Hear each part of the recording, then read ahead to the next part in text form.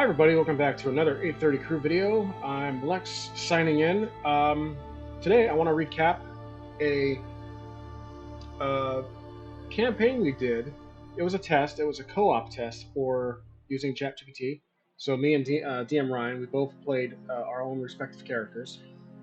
This was not recorded, but it turned out so well, we will do a follow-up chapter, and depending on how it works out, we will continue it alongside the Bastard Company.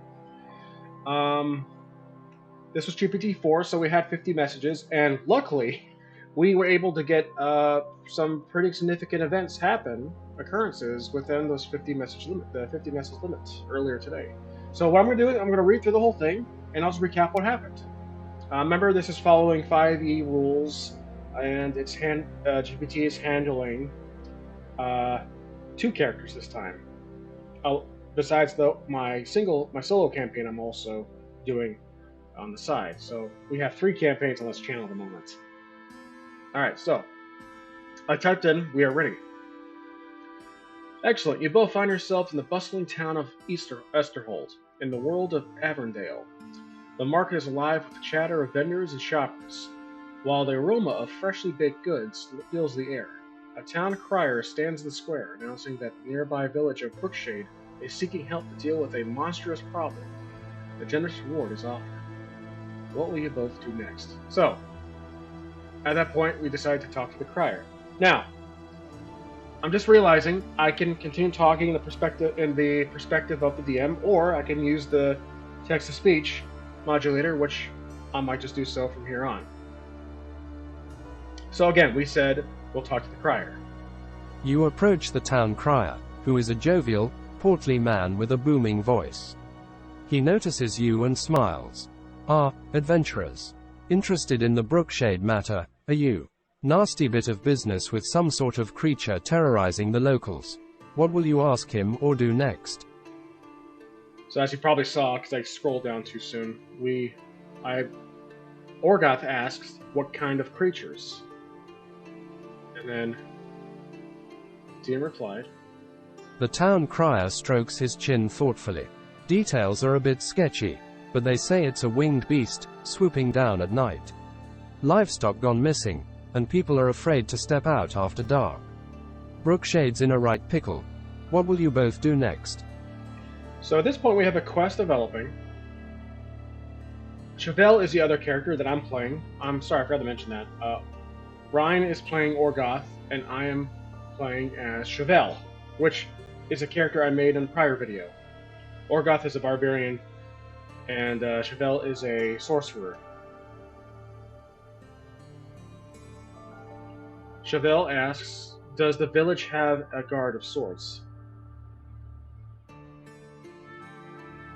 Ah, they do have a small militia, but not trained for anything like this, the crier replies. That's why they're seeking help from brave souls such as yourselves. What will you both do next? We accept and ask which direction to head. Excellent. Brookshade is to the east. Just follow the main road through the forest, the crier advises, pointing in the direction you should go.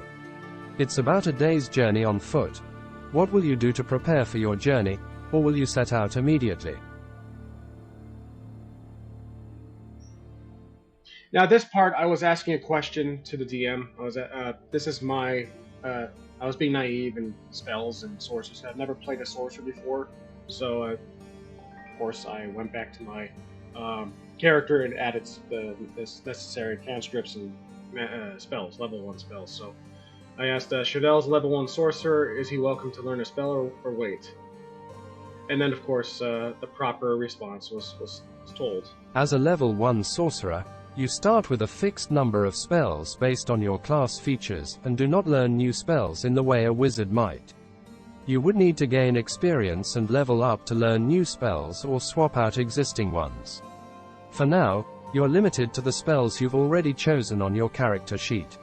Would you like to prepare for the journey by purchasing supplies, or would you like to set out for Brookshade right away?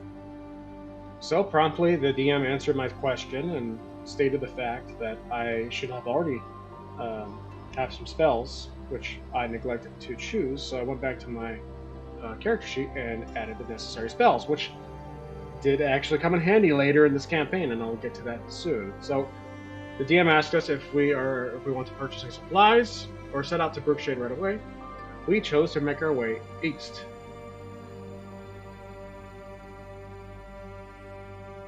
You both gather your gear and set out, making your way east along the main road. The forest surrounding you is dense but peaceful, filled with the sounds of chirping birds and rustling leaves. After several hours, the sun begins to set. You see a clearing up ahead that might make a good campsite for the night. What will you both do next? Ask, how dark is it? How dark out is it? And responded was... The sun is just starting to dip below the horizon, casting long shadows across the forest floor. It's not completely dark yet, but it will be within the next half hour or so. What will you both do next?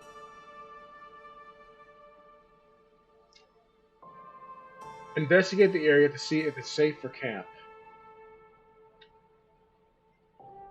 To investigate the area for safety, one of you should make a perception check. Who will do the check, and please verify the result. So this is our first check, and it handled both characters, which I did update the prompt, the initial instruction, to handle 2 players for this. It wasn't surprised that there's 2. It had some, obviously, information ahead of time. So I said, Chevelle 12. I rolled a 12. Tuval, you scan the clearing and the surrounding forest carefully. It looks like a peaceful area with no immediate signs of danger. You don't see any tracks of large predators or anything that would suggest it's unsafe to camp here. Would you like to set up camp for the night or continue onward? So we set up camp here. You both unpack your gear and set up camp in the clearing. After a simple meal cooked over a campfire, the night surrounds you in its quiet embrace. Soon, both of you find yourselves ready to rest and recuperate for the journey ahead. Would you like to set up a watch for the night, or will you both try to sleep through until morning? So Orgoth, being the barbarian, he takes the first watch. Orgoth, you settle in for the first watch, keeping your eyes and ears alert for any signs of danger. The forest is mostly quiet, save for the occasional hoot of an owl or the rustling of small creatures in the underbrush. Please make a perception check for your watch and let me know the result. Now, I don't believe he had a positive modifier on that, so his roll is only 5. Which happens a few times this campaign, but it does lead to some comedy. With a low roll, Orgoth, you find it difficult to focus. The monotonous sounds of the forest begin to blend together, and nothing particularly alarming catches your attention. Your watch passes uneventfully, and it's time to wake Tuval for the second watch. Tuval, do you take over? And if so, please make a perception check for your watch. So I did. All I said was Chevelle, 15, which was pretty good. Tuval, your senses are keen as you take over the watch. The forest remains quiet for most of your shift, but near the end, you hear a distant howl followed by others, echoing through the trees. They sound far away, but it's a reminder that the forest is not entirely benign. Morning eventually comes, and you both pack up your camp. The village of Brookshade is likely only a few more hours away. What will you both do next? So, without spoiling much, I believe this distant howl was a good little hint of what's coming up later in this chapter. And the music is a good little switch. We proceed to Brookshade.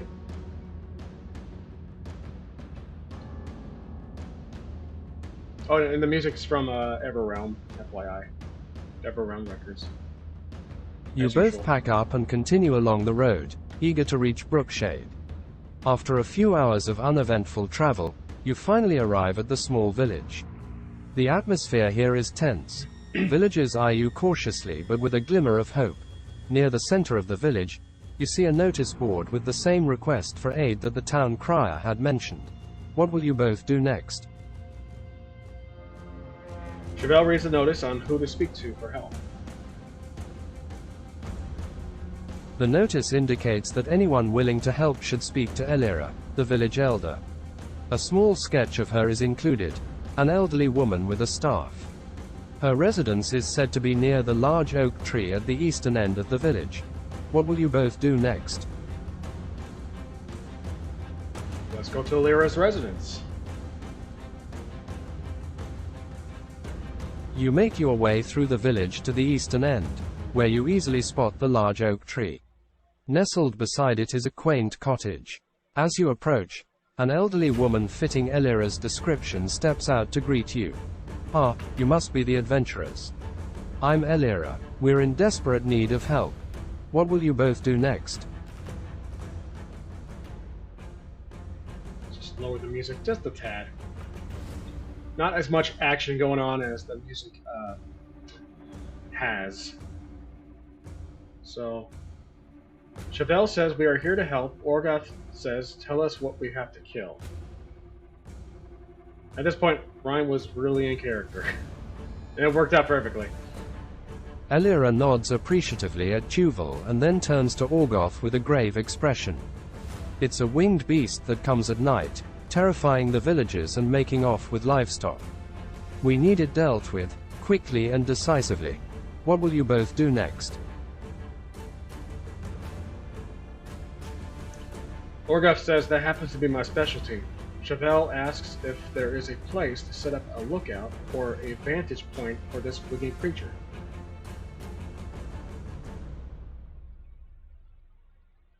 Elira smiles at Orgoth's enthusiasm. I thought you might be the sort for the job, she says. She then addresses Chuvel's question. Yes, there's a watchtower near the western edge of the village. It should provide a good vantage point to spot the creature. Before you set off, what are your current levels? I need this information to balance the upcoming encounter. So we both are level 1.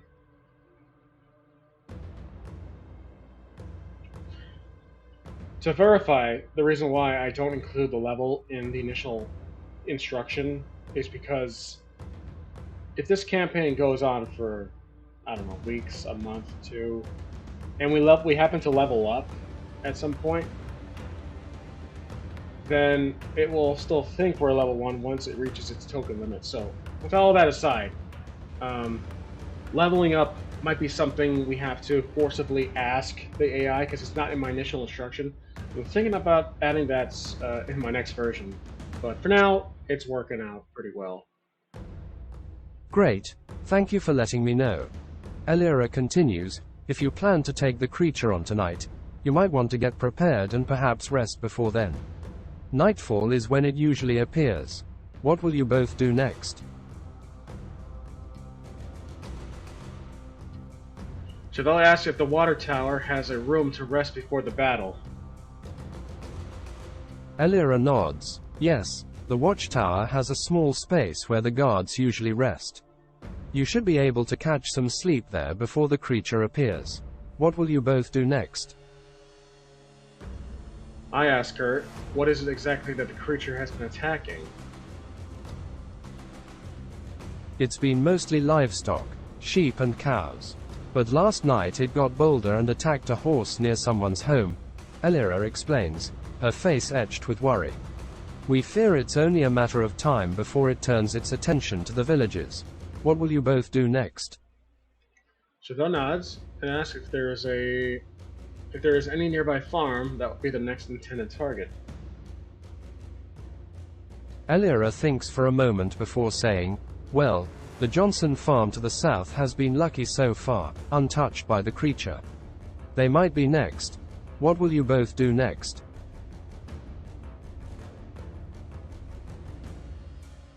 Orgoth will stay near the Johnson farm. Chevelle will take post at the watchtower They both say thanks. So we have another check coming up. Elira nods and thanks you both. May the gods watch over you. I'll let the Johnsons know to expect you. Orgoth, you both head to your respective locations. Orgoth, you find the Johnson farm and take up a position where you can watch for any signs of the creature. Tuval, you climb the watchtower, settling into a spot that offers a good view of the village and the surrounding area.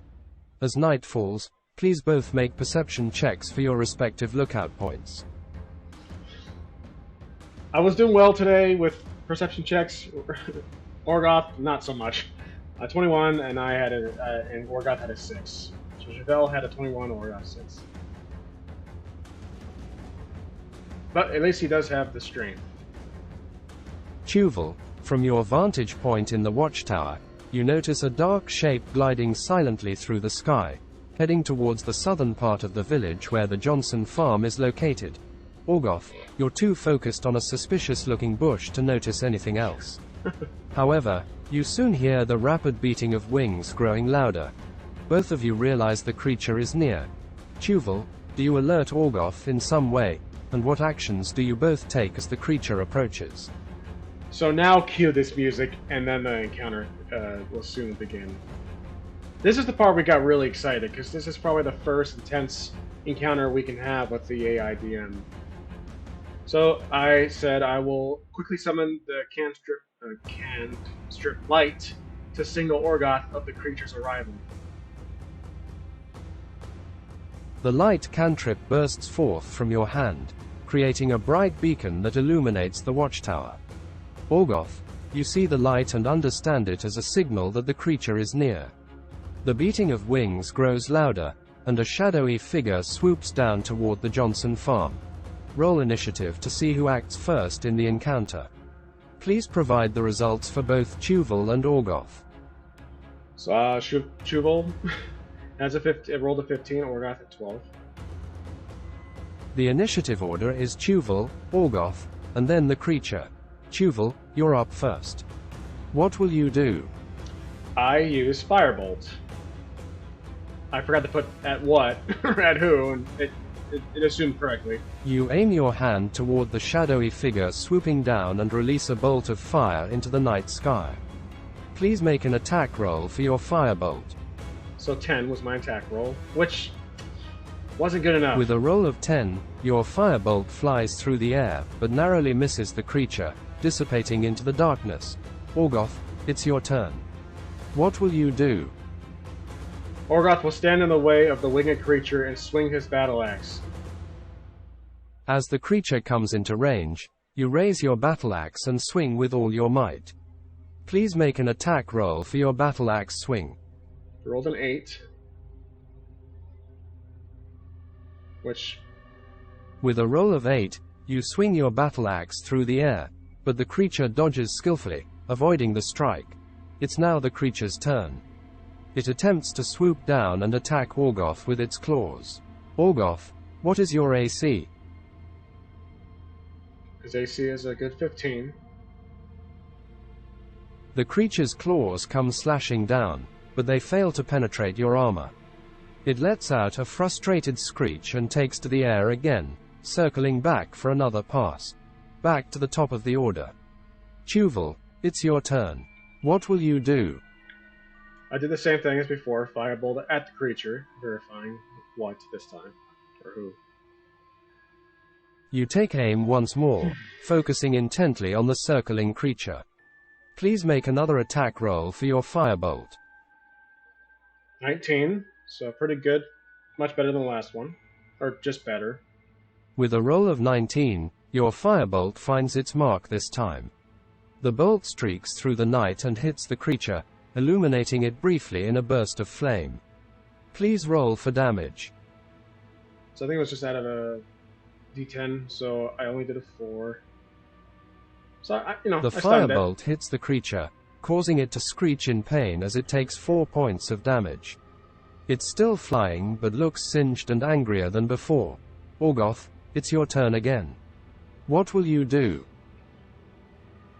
Orgoth attempts to grab the creature if it gets close enough. So. You ready yourself, watching intently for the creature to swoop in again.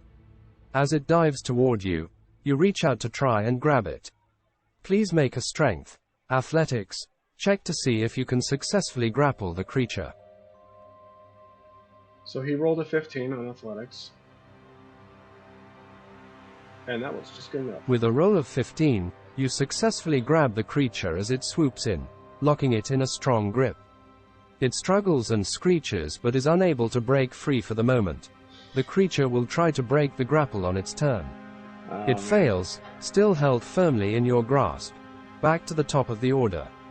Tuval, it's your turn, and the creature is currently grappled by Orgoth. What will you do? At this point, I didn't have many options. I mean, I could leave the tower, but I chose to skip my turn, worried about hitting Orgoth with another firebolt. Opting for caution, you hold your fire, watching intently as Orgoth maintains his grip on the creature. Orgoth, it's your turn again. The creature is still grappled. What will you do? Orgoth chooses to slam the creature to the ground as hard as possible. You tighten your grip on the creature and, using all your strength, slam it down onto the ground. Please make a strength check to determine the effectiveness of your slam. So he rolled a 24, rightfully so. He has a high strength. Strength check. With a roll of 24, you slam the creature into the ground with incredible force. It lets out a final screech before going limp, defeated. You've successfully neutralized the threat to the village. Elira soon arrives, along with some villagers who had seen the light from the watchtower and heard the commotion. They all look amazed and relieved. You've done it, Elira exclaims. You've saved our village. What will you both do next? Chauvel makes his way down to the downed creature and tries to learn what his creature is. Orgoth stands on top of the creature and makes sure the creature is truly dead.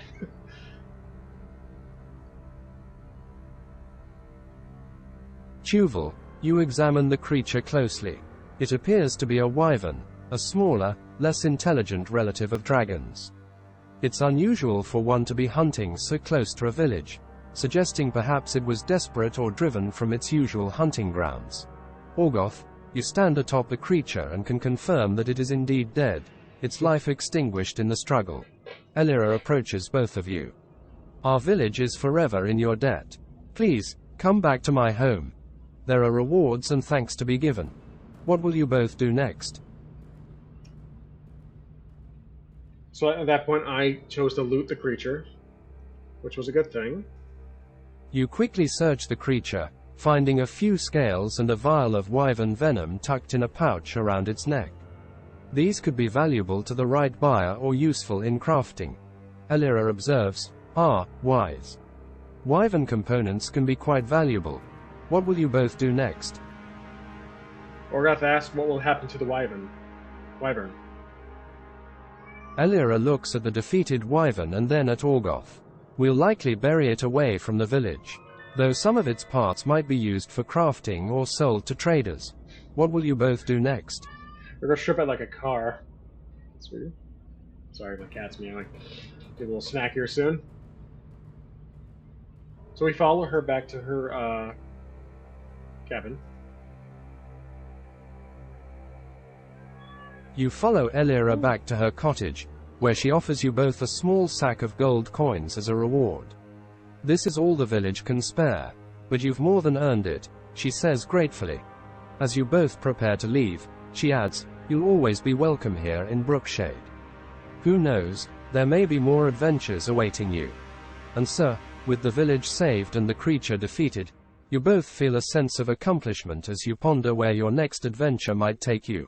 What will you both do next? So I was verifying to the DM how much gold, because he didn't specify. So 50 gold pieces, which we splitted. Elira hands each of you a sack containing 50 gold pieces. I hope this will be sufficient for your efforts, she says, smiling gratefully. What will you both do next? I ask if there's any more trouble here or in nearby villages. Elira pauses to think before answering. Not that I'm aware of in Brookshade, but there have been rumors of bandit activity along the road to the neighboring village of Stonehill. Travelers have been warned to be cautious. What will you both do next? So two of my favorite things dealing with in D&D after playing for a few months now, dealing with bandits and goblins. So I'm already excited for the next chapter of this, if that's what the route we go, obviously. I thank her for the info and shakes her hand. Orgoth says, "Good, more heads to smash." Elira chuckles at Orgoth's enthusiasm and warmly shakes Chuvel's hand. Good luck on your future endeavors. You'll always be heroes in Brookshade. With that, you both find yourselves at a crossroads, your next adventure calling. What will you both do next? Alright, so that is where we hit the 50 message limit. And to be honest with you, that was very exciting. The encounter was a good length. It wasn't too long. It probably could have been a tad longer, but it was fun just battling this Grimmith. This relative of a dragon, not too familiar with it, but it was fun. We had some checks, we had some rolls. Had one encounter. We got an award. We didn't level up, which I mentioned earlier. So when Ryan and I hop back on this campaign, which will most likely happen first before we go back to Bastard Company because of all our availability, with our newcomer friend who will join. We will ask the DM if we should level up. So, but all in all, great storytelling. It was fun. Wasn't overly descriptive.